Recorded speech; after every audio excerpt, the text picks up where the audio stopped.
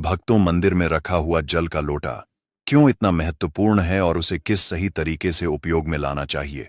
साथ ही हम यह भी जानेंगे कि मंदिर में लोटा किस धातु का होना चाहिए, क्या पीतल, तांबा या कुछ और। कई लोग इस बारे में अनजाने में गलतियां कर देते हैं और बाद में उन्हें पछताना पड़ता है। इस वीडियो में हम आपको बताएंगे कि इन गलतियों से कैसे बचे, क्योंकि इससे नुकसान हो सकता है। मंदिर में एक लोटा जल हमेशा सही तरीके से रखना चाहिए। अब बात करते हैं घर के दीपक की। क्या आपको तांबे, लोहे, पीतल, कांस्य, स्टील या मिट्टी का दीपक रखना चाहिए? सही दीपक का चुनाव न करने पर भी घर में परेशानियां आ सकती हैं और दीपक की बाती का चुनाव भी जरूरी है। क्या कच्चा कलावा ठीक है या फिर रुई या सूती धागा सही रहेगा? इन छोटी छोटी बातों की अनदेखी से पितृदोष, क्षण दोष, काल सर्प दोष या गरीबी जैसी समस्याएं हो सकती हैं।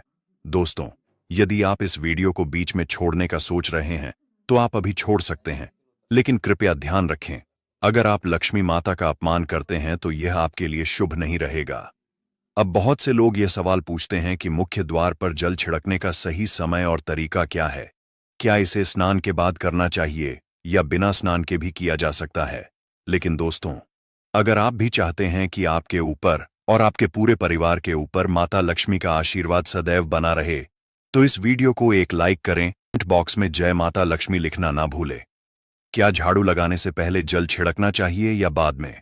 यह सवाल कई लोग पूछते हैं। इसके अलावा पीरियड्स के दौरान मुख्य द्वार पर जल छिड़क सकते हैं या दीपदान कर सकते हैं? और जब मुख्य द्वार पर जल चढ़ाएं तो अंदर की तरफ से चढ़ाएं या बाहर की तरफ से? फ्लैट या किराए के घर में रहने वाले लोगों के मन में भी यह सवाल होता है कि मुख्य द्वार पर दीपदान और जल छिड़कने का सही तरीका क्या है। आज हम इन्हीं सवालों के जवाब जानेंगे। सबसे पहले बात करते हैं घर के बाहर और अंदर दीपक जलाने के फायदों की। खासकर घर के बाहर दीपक जलाने के कुछ ऐसे बड़े फायदे होते हैं जिनके बारे में जानकर आप हैरान रह जाएंगे। भगवान की पूजा में दीपक जलाने का महत्व तो हम सभी जानते हैं। हिंदू धर्म में देसी घी या सरसों के तेल का दीपक जलाना बेहद शुभ माना जाता है। इसके अलावा तिल के तेल का दीपक भी जलाया जाता है। लेकिन क्या आप जानते हैं कि दीपक जलाना सिर्फ पूजा का हिस्सा नहीं है? घर के अंदर और बाहर दीपक जलाने से कई फायदे होते हैं। दीपक जलाने से न केवल सकारात्मक ऊर्जा उत्पन्न होती है, बल्कि यह घर में सुख शांति भी बनाए रखता है। इसके कुछ बड़े फायदे होते हैं। पहला फायदा यह है कि घर का अंधकार दूर होता है। जब भी आप दीप जलाते हैं तो वह न केवल रोशनी फैलाता है, बल्कि घर में मौजूद नकारात्मक ऊर्जा को भी खत्म करता है। जिस जगह दीपक जलता है वहां सकारात्मक ऊर्जा का वास होता है और घर में एक अलग ही शांति महसूस होती है। इसलिए चाहे घर में पूजा हो या कोई विशेष अवसर, दीपक जलाना बहुत शुभ माना जाता है। घर के बाहर दीप जलाने से नकारात्मक शक्तियां दूर होती हैं और सुख समृद्धि बनी रहती है। तो अगर आप भी अपने घर में खुशहाली और सकारात्मकता चाहते हैं तो नियमित रूप से दीप जलाने की आदत डालें। स्वाभाविक है कि जहां सकारात्मक ऊर्जा होगी वहां भगवान का भी वास होगा। इसलिए शाम होने से पहले दीपक जलाना शुभ माना जाता है। तेल से जलने वाले दीपक का असर उसके बुझने के बाद भी आधे घंटे तक बना रहता है, जबकि शुद्ध देसी घी का दीपक वातावरण को करीब 4 घंटे तक सकारात्मक रखता है। नंबर 2, दीपक जलाने का वैज्ञानिक लाभ। जब घर में शुद्ध घी या सरसों के तेल का दीपक जलता है तो उसके धुएं से घर के माहौल में सात्विकता आती है। यह धुआं हानिकारक कणों को नष्ट करता है और वातावरण को शुद्ध बनाता है। नंबर 3, सुख समृद्धि का वास। जिस घर में भगवान के सामने दीप जलाया जाता है वहां माता लक्ष्मी की कृपा बनी रहती है। ऐसे घर में सुख समृद्धि का वास होता है। दीपक को पूर्व दिशा में रखने से व्यक्ति दीर्घायु होता है और उत्तर दिशा में रखने से धन संपन्नता बढ़ती है। दीपक न केवल घर के अंधकार को दूर करता है, बल्कि हमारे जीव को भी प्रकाश की ओर ले जाता है।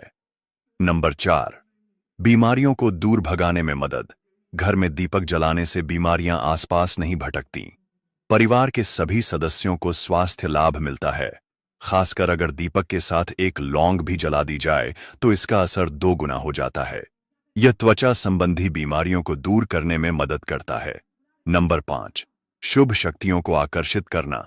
सनातन धर्म के अनुसार जिस घर में सुबह शाम दीप जलाया जाता है वहां कभी अंधकार नहीं होता। ऐसा घर शुभ शक्तियों को आकर्षित करता है।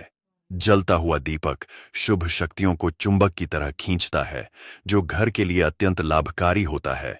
तो दोस्तों, अब जानते हैं कि मुख्य द्वार पर जल छिड़कने का सही समय और विधि क्या है। अगर आप मुख्य द्वार पर जल चढ़ाते हैं तो आपको यह ध्यान रखना है कि जल को रात में सोने से पहले एक पात्र में भरकर रखना चाहिए। आप कोई भी पात्र ले सकते हैं, जैसे तांबे, पीतल, स्टील या चांदी का। यदि गंगा जल उपलब्ध हो तो उसे थोड़ी मात्रा में डालें और फिर शुद्ध जल से पात्र भर दें। अगर गंगा जल नहीं है तो केवल शुद्ध जल भी पर्याप्त है। इस जल से भरे पात्र को अपने घर की रसोई में रख दीजिए। सुबह उठकर इस जल का छिड़काव अपने घर के मुख्य द्वार पर करें। मुख्य द्वार पर सुबह सबसे पहले छिड़का गया जल घर की सभी समस्याओं को दूर करता है। यदि आप नकारात्मक ऊर्जा, मानसिक परेशानी, आर्थिक तंगी या वास्तु दोष से परेशान हैं, तो यह उपाय आपकी मदद करेगा। रसोई में रखा जल मुख्य द्वार पर छिड़कने से आपके घर की परेशानियां समाप्त हो सकती हैं। यह उपाय न केवल वास्तु दोष और पितृदोष को समाप्त करता है, बल्कि तंत्र मंत्र या बुरी नजर के प्रभाव को भी खत्म करने में सहायक है। इस उपाय को नियमित करने से घर में सुख समृद्धि बनी रहती है और बीमारियों से भी मुक्ति मिलती है। आपको यह जल सूर्योदय से पहले मुख्य द्वार पर छिड़कना चाहिए। अगर सूर्योदय के बाद आप मुख्य द्वार को अन्य जल से धोना। बहुत से लोग पूछते हैं कि घर के मुख्य द्वार पर जल कब छिड़कना चाहिए, झाड़ू लगाने से पहले या बाद में? और क्या जल छिड़कने से पहले स्नान करना जरूरी है या बिना स्नान किए भी यह किया जा सकता है? देखिए, यह जल कोई साधारण जल नहीं होता, बल्कि इसे एक विशेष उपाय के रूप में किया जाता है। इसे सूर्योदय से पहले ही छिड़क देना चाहिए। अब सवाल आता है कि क्या इसे करने से पहले स्नान करना जरूरी है? तो इसका जवाब है नहीं। ऐसा कोई नियम नहीं है कि आपको पहले स्नान करना ही पड़े। सुबह जल्दी उठें, सबसे पहले रसोई में जाएं और पहले से रखा हुआ जल लें। फिर मुख्य द्वार पर जाएं, दरवाजा खोलें और पूरे आदर भाव से जल का छिड़काव करें। इस दौरान अपने पितरों और मां लक्ष्मी का ध्यान जरूर करें। मान्यता है कि सुबह सुबह मां लक्ष्मी हर घर के द्वार पर आती हैं। जिन घरों के दरवाजे खुले होते हैं और जहां जल का छिड़काव किया गया होता है, वहां मां लक्ष्मी प्रवेश करती हैं और अपनी कृपा बरसाती हैं। इसलिए जब आप जल छिड़कें तो मन में प्रार्थना करें, हे मां लक्ष्मी, कृपया मेरे घर में प्रवेश करें, मैं आपका स्वागत करने के लिए तैयार हूं। इसके बाद पितरों का ध्यान करें, क्योंकि घर की दहलीज को उनका वास स्थान माना जाता है। जब आप वहां जल छिड़कते हैं तो पितर प्रसन्न होते हैं और उनका आशीर्वाद प्राप्त होता है। इस प्रक्रिया में स्नान करने की कोई अनिवार्यता नहीं है, आप बिना स्नान किए भी इसे कर सकते हैं।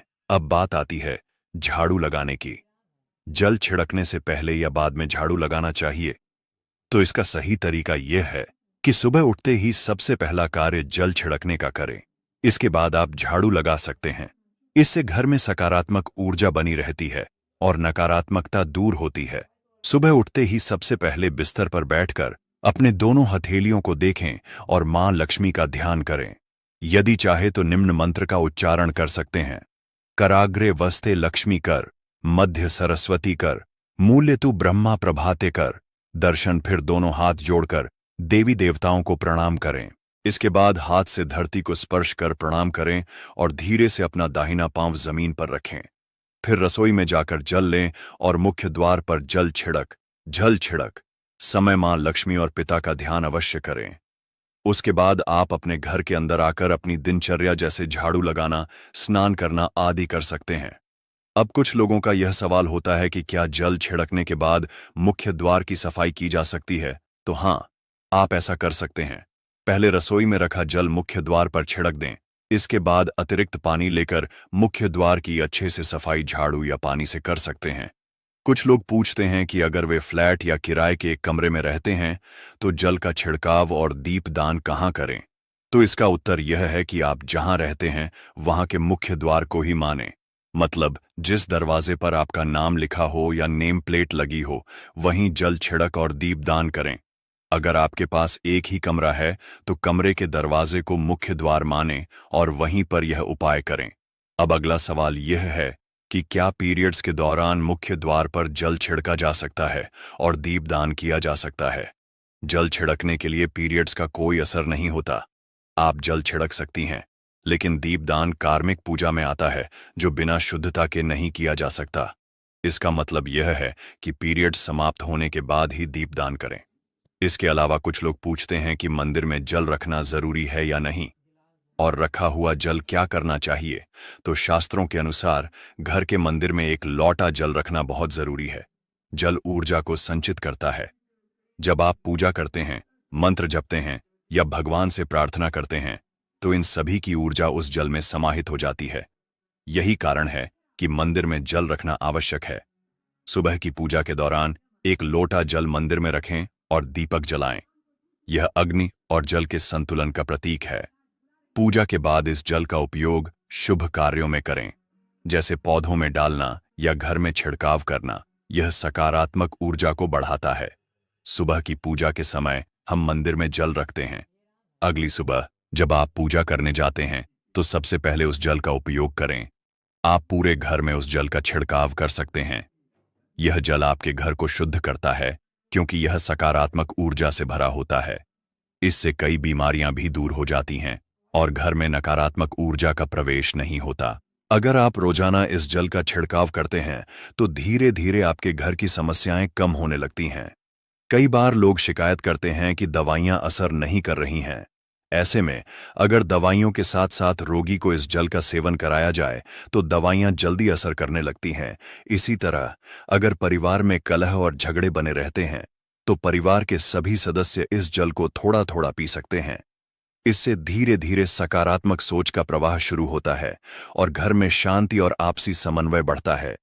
अगर आपका कोई व्यापार है या आपकी खुद की दुकान है, तो वहां भी इस जल का हल्का सा छिड़काव जरूर करें।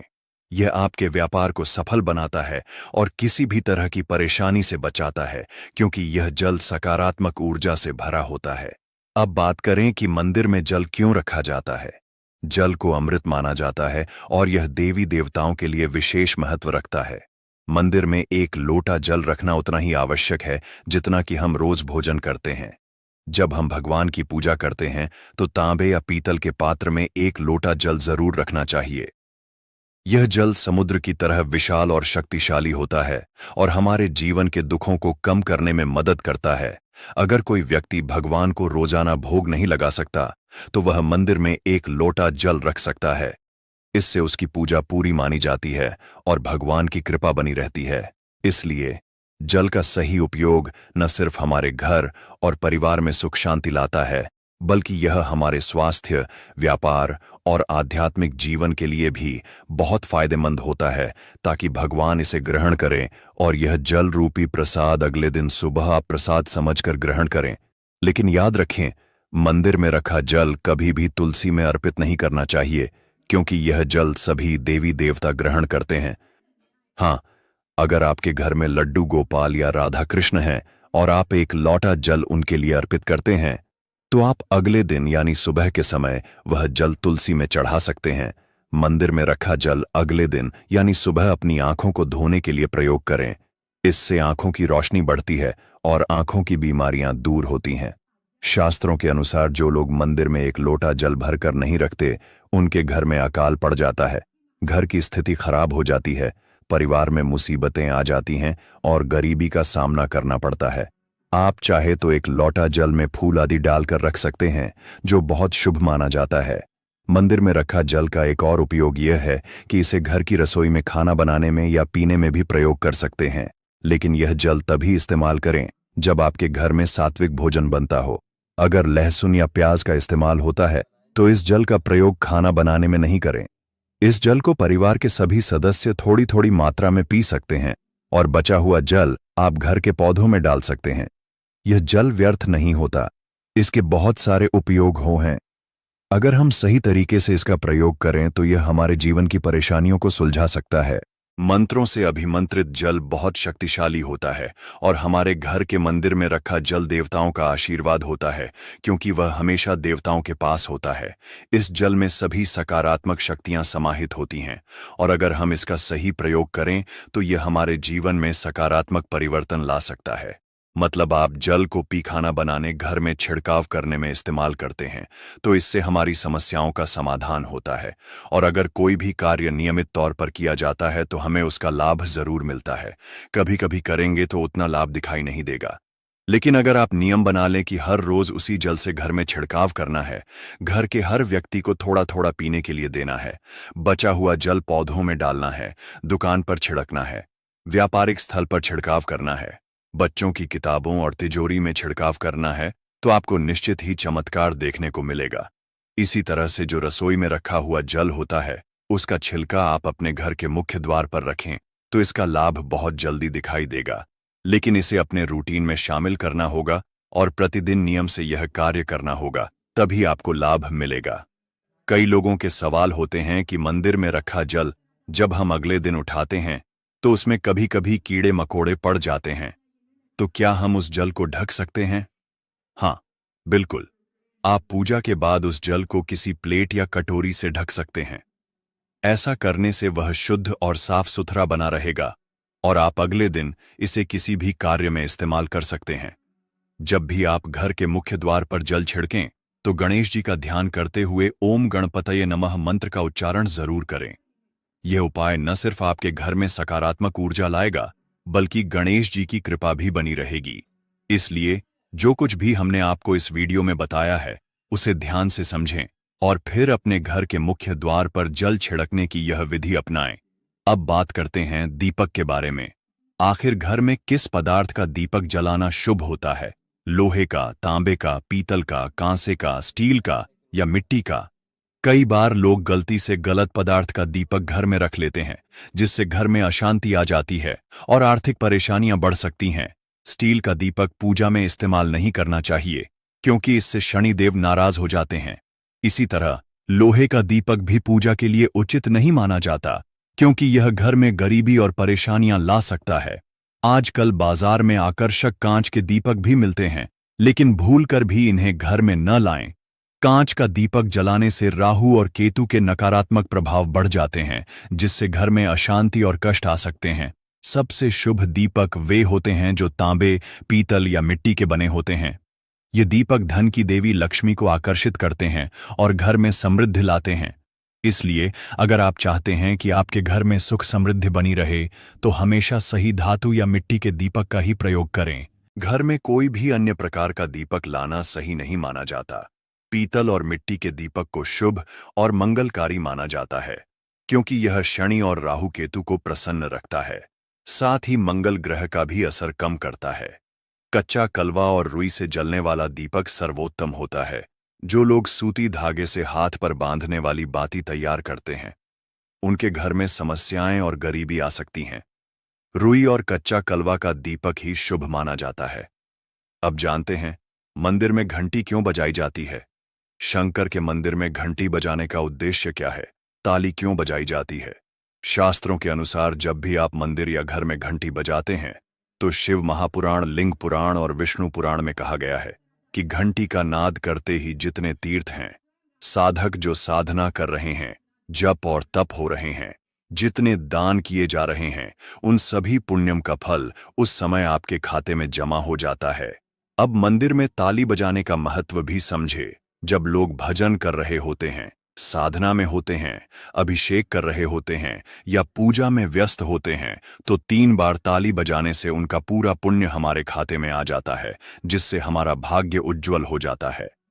एक महत्वपूर्ण बात यह है कि घर में गरुड़ घंटी का नाद कर बेहद शुभ माना जाता है, मगर बच्चों को खेल के तौर पर घंटी नहीं दी जाती, क्योंकि घंटी का नाद करते समय सभी का पुण्य हमारे खाते में आ जाता है। इसलिए घंटी का नाद केवल पूजा और भजन के समय ही करना चाहिए।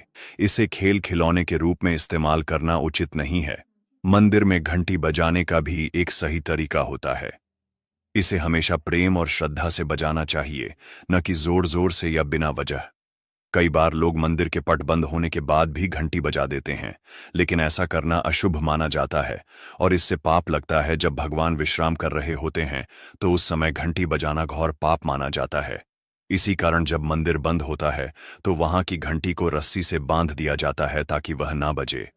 मंदिरों में घंटी बजाने का सबसे शुभ समय सुबह 4 बजे से लेकर 11 बजे तक होता है, क्योंकि यह समय अत्यंत मंगलकारी माना जाता है। इसके अलावा शाम को 6 बजे से लेकर रात 11 बजे तक भी घंटी बजाई जा सकती है। रात 12 बजे के बाद मंदिर के पट बंद कर दिए जाते हैं, क्योंकि यह देवी देवताओं के विश्राम का समय होता है। इस दौरान घंटी बजाना पुण्य के बजाय पाप का कारण बन सकता है। इसलिए जब भी मंदिर में घंटी बजाएं तो सही समय और श्रद्धा का ध्यान जरूर रखें, ताकि यह केवल आपकी भक्ति का प्रतीक बने और किसी तरह की अशुभता न लाए। हमारे प्रिय दर्शकों, यह तमाम जानकारी जनरुचि को ध्यान में रखकर दी जा रही है। ज्योतिष और धर्म के उपाय को अपनी आस्था और विश्वास पर आजमाएं। इस संदर्भ में हम किसी भी प्रकार का कोई दावा नहीं करते हैं। अगर आपको यह जानकारी पसंद आई हो तो इस वीडियो को एक लाइक जरूर करें और कमेंट बॉक्स में सच्चे मन और सच्चे हृदय से जय माता लक्ष्मी जरूर लिखें। जय श्री राम दोस्तों।